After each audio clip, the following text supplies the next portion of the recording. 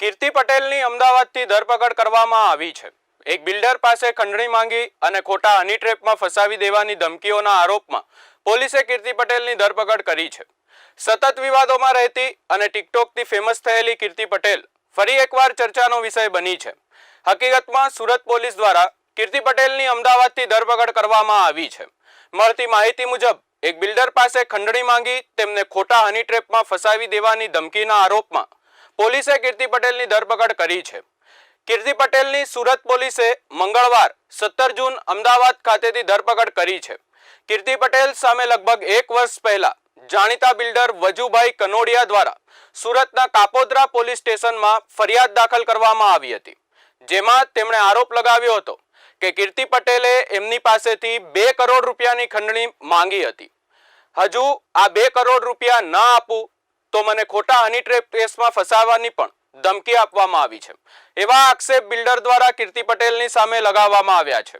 પોલીસે બિલ્ડર વજુભાઈ કનોડિયાની ફરિયાદને આધારે 1 વર્ષ પહેલા કીર્તિ પટેલ સામે ગુનો દાખલ કર્યો હતો।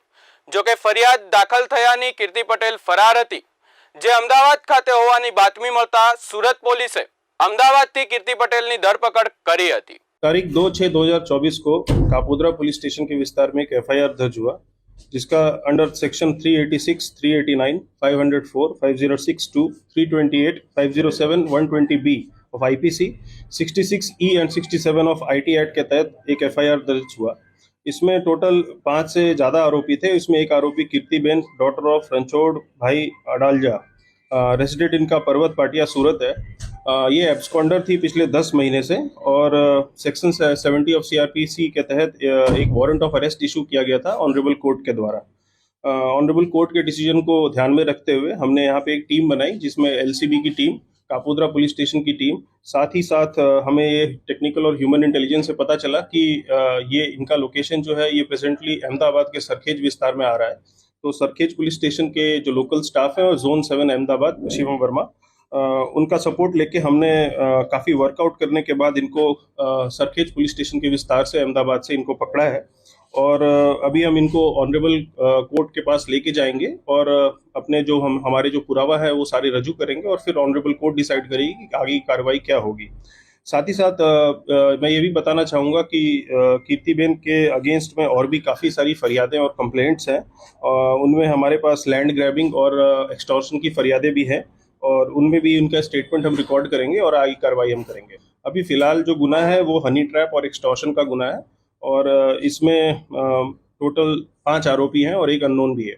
इनको ब्लैकमेल फ़ोन के थ्रू और इंस्टाग्राम अकाउंट के थ्रू किया गया था और आगे की डिटेल्स जो है हम कोर्ट के साथ शेयर। टोटल जो खंडनी मांगी थी इसका रकम अभी हम डिस्क्लोज नहीं कर रहे हैं, हम आपको पूरा डिटेल्स शेयर करेंगे। 10 महीने के दौरान में इनका मोबाइल जो है वो कॉन्स्टेंटली अलग अलग लोकेशन पे आ रहा था, गुजरात के अलग अलग लोकेशंस पे, लेकिन कोई भी परफेक्ट लोकेशन नहीं आने की वजह से इनको हम अरेस्ट नहीं कर पा रहे थे।